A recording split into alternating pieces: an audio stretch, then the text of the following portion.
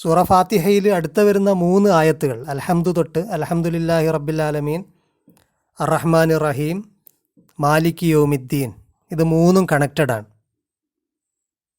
അതിൻ്റെ അർത്ഥം യൗമുദ്ദീൻ്റെ മാലിക്കായ റഹ്മാനും റഹീമുമായ റബ്ബുൽ ആലമീനായ അള്ളാഹുവിനാകുന്നു മുഴുവൻ ഹംദും.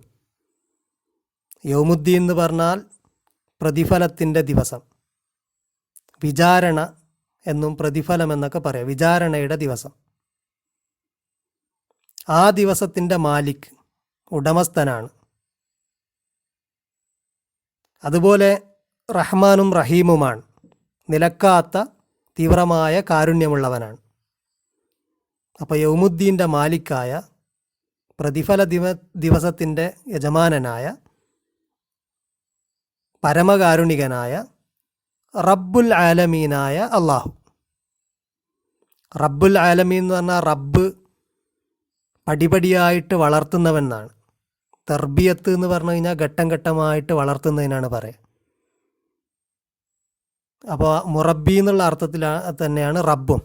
അങ്ങനെ വളർത്തുന്നവൻ, കേന്ദ്രത്തിൽ നിലകൊള്ളുന്നവൻ, സ്നേഹവാത്സല്യത്തോടെ പടിപടിയായിട്ട് വളർത്തുന്ന, കേന്ദ്രത്തിൽ നിലകൊള്ളുന്ന, എല്ലാത്തിനെയും പരിപാലിക്കുന്ന യജമാനനായിട്ടുള്ള ഒന്നിനെയാണ് റബ്ബ് എന്ന് പറയുക.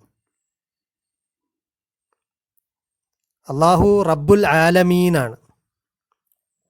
ആലം എന്നുള്ളത് ഖുർആനിക് അറബിയിൽ പറയുമ്പോൾ, പ്രത്യേകിച്ച് അക്കാലത്തുള്ള അറബികളുടെ പ്രയോഗത്തിൽ, ഇന്ന് നമ്മൾ പ്രപഞ്ചം എന്ന് പറയുന്ന സെൻസിലല്ല, പ്രപഞ്ചം എന്ന് പറയുന്ന സെൻസിൽ ഈ വാക്ക് അങ്ങനെ ഉപയോഗിക്കപ്പെട്ടിട്ടില്ല.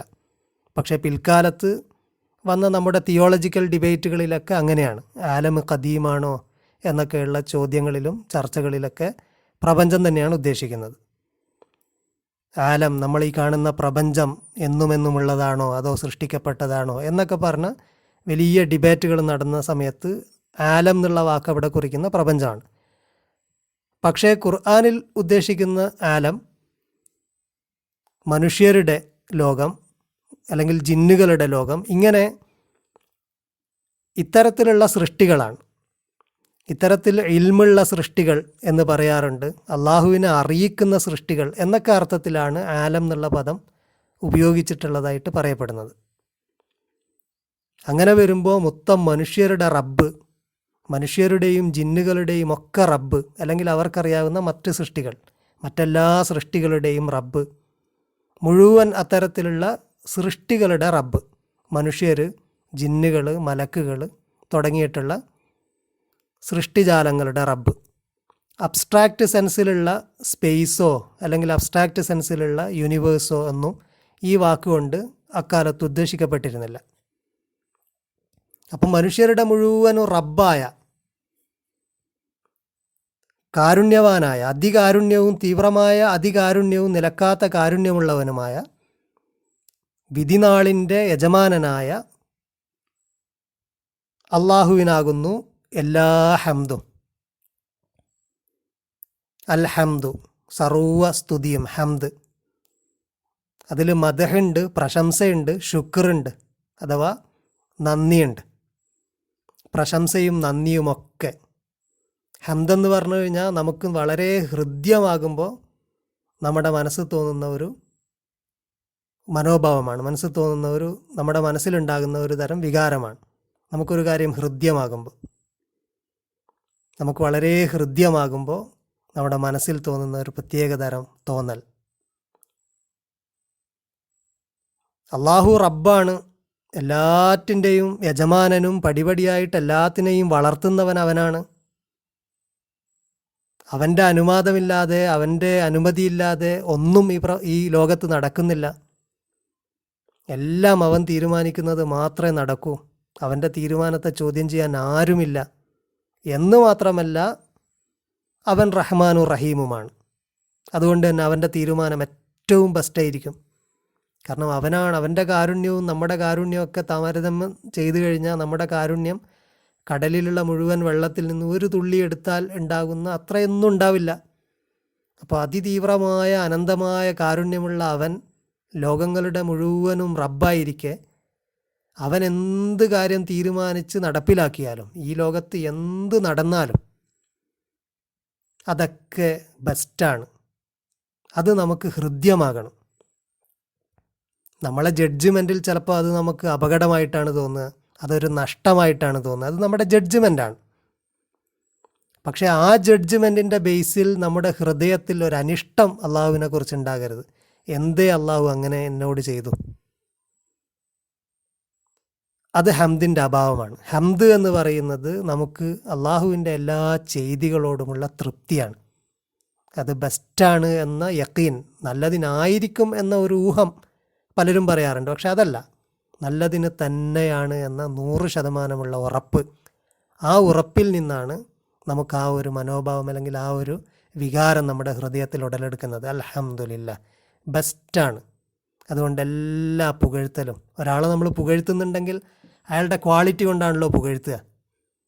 അത് രണ്ട് രീതിയിലുണ്ട്. ഇഖ്തിയാരി ആയിട്ടുള്ള, ഒരാൾ സ്വയം വിചാരിച്ചിട്ടുണ്ടാകുന്ന ക്വാളിറ്റി ഉണ്ട്, വിചാരിക്കാതെ ഉണ്ടാകുന്ന ക്വാളിറ്റി ഉണ്ട്.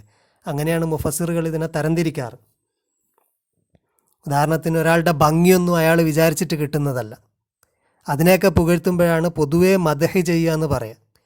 പക്ഷെ ഒരാൾ അയാളുടെ ഉദ്ദേശാർത്ഥം അയാൾക്ക് ഉണ്ടാകുന്ന കാര്യങ്ങളെ നമ്മൾ പുകഴ്ത്തുന്നതിനാണ് പൊതുവെ ഹംദ് എന്ന് പറയാം. മദഹ് എന്ന് അതിന് പറയാറില്ല. അപ്പോൾ അള്ളാഹു എന്ത് ചെയ്താലും, ഉദ്ദേശാർത്ഥം എന്ത് ചെയ്തു കഴിഞ്ഞാലും അത് ബെസ്റ്റാണ്. അത് നമുക്ക് ഹൃദ്യമായിട്ട് തോന്നണം.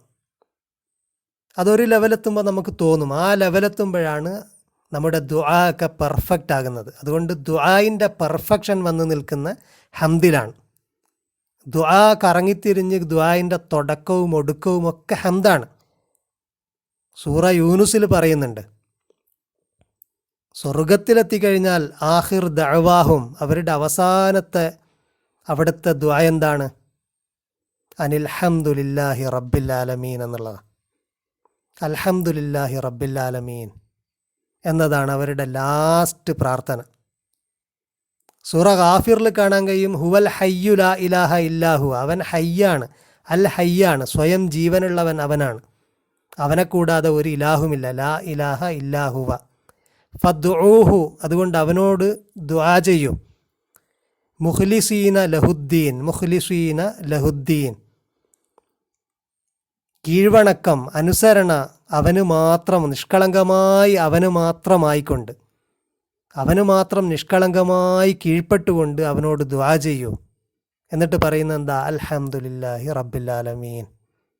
അതാണ് ദുആ. അതുകൊണ്ട് തന്നെ നമ്മുടെ ദുആയിൻ്റെ ഒക്കെ തുടക്കത്തിൽ ഹംദാണ് വേണ്ടത് എന്ന് റസൂലുള്ളാഹി പഠിപ്പിച്ചു. ദുആ അവസാനിക്കുമ്പോൾ ഹംദ് കൊണ്ട് അവസാനിപ്പിക്കണം. ഇപ്പം രണ്ട് ഹംദിൻ്റെ ഇടയ്ക്കിൽ പറയാനുള്ളത് തന്നെയാണ് നമ്മുടെ ദുആ. തുടങ്ങുന്നതും ഹംദിലാണ്, എല്ലാം അള്ളാഹുവിനോട് പറഞ്ഞിട്ട് അവസാനവും നമ്മൾ പറയുന്നത് എന്താ? നീ എന്ത് ചെയ്താലും ഞങ്ങൾക്ക് തൃപ്തിയാണ്, നീ ഇതുവരെ ചെയ്തതിലൊക്കെ ഞങ്ങൾക്ക് തൃപ്തിയാണ്, എന്നാലും ഞങ്ങൾക്ക് ഇന്ന് ആവശ്യങ്ങളൊക്കെ ഉണ്ട്, അതൊക്കെ ഉണ്ടെങ്കിൽ പോലും ഇനി നീ എന്ത് ചെയ്താലും തൃപ്തിയാണ്. അപ്പോൾ ഈ ഒരു ഹംദ് ആണ് ദുആയിൻ്റെ ഒരു ടോട്ടാലിറ്റി എന്ന് പറയുന്നത്. ആ ഹംദിന് അള്ളാഹു അർഹനാകുന്നതും നമ്മൾ അവന് ഹംദ് ചെയ്യേണ്ടുന്നതിൻ്റെ ആവശ്യകതയും ഈ 3 ആയത്തിലും വ്യക്തമാണ്. അവർ റബ്ബുൽ ആലമീനാണ്, റഹ്മാനുർ റഹീമുമാണ്. മാത്രവുമല്ല, ഈ ലോകത്ത് നടക്കുന്ന പലതിനും നമുക്ക് നമ്മുടെ മനസ്സിൽ അത് ഹൃദ്യമാകാത്തത് നമ്മുടെ പരിമിതമായ അറിവ് കൊണ്ടും നമ്മുടെ കാഴ്ചപ്പാട് കൊണ്ടുമാണ്. ചിലപ്പോൾ നമുക്കൊരു അപകടമായിട്ട് തോന്നും, നഷ്ടമായിട്ടൊക്കെ തോന്നും. പക്ഷേ അത് നമ്മുടെ പരിമിതമായ കാഴ്ചയാണ്. ഈ ലോകത്തെ ജീവിതം മാത്രമാണ് നമ്മൾ കാണുന്നത്. നമ്മൾ പലതും ചെയ്യുന്നു, നമുക്ക് പലതും ലഭിക്കുന്നില്ല, അവൻ എന്തുകൊണ്ട് അങ്ങനെ നമ്മളോട് ചെയ്യുന്നു എന്നൊക്കെ തോന്നുന്നത് എന്തുകൊണ്ടാണ്? നമ്മുടെ കാഴ്ചയും നമ്മുടെ അറിവും ഒക്കെ പരിമിതമായതുകൊണ്ടാണ്. അപ്പം നമുക്ക് ബോധ്യം വരണം, അവൻ യൗമുദ്ദീനിൻ്റെയും മാലിക്കാണ്, അന്നും അവനാണ് യജമാനൻ. അങ്ങനെ ഒരു ജീവിതം ബാക്കിയുണ്ട്, ദീർഘമായ ജീവിതം ബാക്കിയുണ്ട്. അതുകൊണ്ട് തീരുമാനിക്കാൻ, ഈ ലോകത്തെ കാര്യം മാത്രം എടുത്തുകൊണ്ട് ഇത്തരം കാര്യങ്ങൾ നമുക്ക് തീരുമാനിക്കാൻ കഴിയില്ല എന്ന് മാത്രമല്ല, നമ്മുടെ ദൃഷ്ടി നമ്മുടെ മുഴുവൻ ജീവിതത്തെയും, ജീവിതത്തിനപ്പുറത്തുള്ള അഥവാ നമ്മുടെ ഇഹലോക ജീവിതത്തിനപ്പുറത്തുള്ള മരണാനന്തര ജീവിതത്തിലും കൂടെ നമ്മുടെ ദൃഷ്ടി വായിക്കേണ്ടതും അങ്ങനെ നമ്മുടെ മനസ്സിൽ ഹംദ് രൂപപ്പെടുത്തേണ്ടതുമാണ്. അതുകൊണ്ട് ഈ 3 ആയത്തിലും ആ കാര്യങ്ങൾ വ്യക്തമാണ്. അൽഹംദുലില്ലാഹി റബ്ബിൽ ആലമീൻ, അർറഹ്മാനിർ റഹീം, മാലികി യൗമിദ്ദീൻ. അത് കഴിഞ്ഞിട്ട് പിന്നെ നമ്മൾ പറയുന്നത് ഇയ്യാക്ക നഅ്ബുദു, നിനക്ക് തന്നെ ഞങ്ങൾ ഇബാദത്ത് ചെയ്യുന്നു. വ ഇയ്യാക്ക നസ്തഈൻ, നിന്നോട് തന്നെ ഞങ്ങൾ സഹായം ചോദിക്കുന്നു. ഇബാദത്ത് എന്ന് പറഞ്ഞു കഴിഞ്ഞാൽ അള്ളാഹുവിനെ സ്തുതിക്കലും അവന് തസ്ബീഹ് ചെയ്യലും അവനെ പുകഴ്ത്തലും അതുപോലെ അവനെ വാഴ്ത്തലും അവനെ തക്ബീർ, അവൻ ഏറ്റവും വലിയവനാണ് എന്ന് പ്രഖ്യാപിക്കലും അതുപോലെ അവനെ ഓർക്കലും അവനെ സ്നേഹിക്കലും അവനോട് ചോദിച്ചുകൊണ്ടേയിരിക്കലും അവൻ്റെ മുമ്പിൽ കുനിയലും ഒക്കെയാണ് ദ്വാ. അവൻ പറഞ്ഞതനുസരിച്ച് അവൻ്റെ പ്രീതിക്ക് വേണ്ടി ചെയ്യുന്നതൊക്കെ ആണ് ഇബാദത്ത്. അതൊക്കെയാണ് ഇബാദത്ത്. അപ്പോൾ എല്ലാം ഇബാദത്തല്ല നമ്മൾ ചെയ്യുന്നത്. പക്ഷേ നമ്മൾ ചെയ്യുന്ന സാധാരണ കർമ്മങ്ങളൊക്കെ നമുക്ക് അള്ളാഹുവിൻ്റെ പ്രീതിക്ക് വേണ്ടി അവനെ ഓർത്തുകൊണ്ട് ചെയ്യുമ്പോൾ ഇബാദത്താക്കി നമുക്ക് മാറ്റാൻ കഴിയും. നമ്മുടെ കർമ്മശാസ്ത്രത്തിൽ പക്ഷേ കർമ്മങ്ങളെ നമ്മൾ സവിശേഷമായ കർമ്മങ്ങളെന്നും, അതായത് ആരാധനാ കർമ്മങ്ങളെന്നും, അതല്ലാത്ത മുആമലാത്തുകൾ, അതല്ലാത്ത ട്രാൻസാക്ഷൻസ് എന്നുള്ള രീതിയിൽ നമ്മൾ തരംതിരിക്കാറുണ്ട്. അവിടെ ഇബാദത്ത് എന്നുള്ളത് ഒരു സാങ്കേതിക പദമാണ്. സാങ്കേതികമായിട്ട് ഇബാദത്ത്, കർമ്മശാസ്ത്രത്തിൻ്റെ സാങ്കേതിക ഭാഷയിൽ ഇബാദത്ത് എന്നുള്ളത് ഒരു സിംബോളിക്കായിട്ടുള്ള, അള്ളാഹുവിൻ്റെ പ്രവാചകൻ കാണിച്ചു തന്ന, അള്ളാഹു നമ്മളോട് ചെയ്യാൻ കൽപ്പിച്ച സിംബോളിക്കായിട്ടുള്ള ആരാധനാ കർമ്മങ്ങളാണ്. അതിന് നാട്ടുനടപ്പനുസരിച്ചൊന്നും വ്യത്യാസമൊന്നും ഉണ്ടാവില്ല. എങ്ങനെയാണോ എല്ലാ കാലത്തും ആളുകൾ ചെയ്യുന്നത് അങ്ങനെ തന്നെ നമുക്ക് ചെയ്യാൻ കഴിയുള്ളൂ. എല്ലാ നാട്ടിലും എല്ലാ കാലത്തും അങ്ങനെ ചെയ്യാൻ പാടുള്ളൂ. അതിൽ നമ്മളെ ബുദ്ധിയൊന്നും അപ്ലൈ ചെയ്യാൻ പാടില്ല. അതിൽ പ്രവാചകൻ കാണിച്ചു തന്നതേ അനുവദനീയമായതുള്ളൂ. അതിൻ്റെ അപ്പുറത്ത് നമ്മളൊന്നും ഇൻവെൻറ്റ് ചെയ്യാൻ പറ്റില്ല. അതൊക്കെ സിംബോളിക്കാണ്.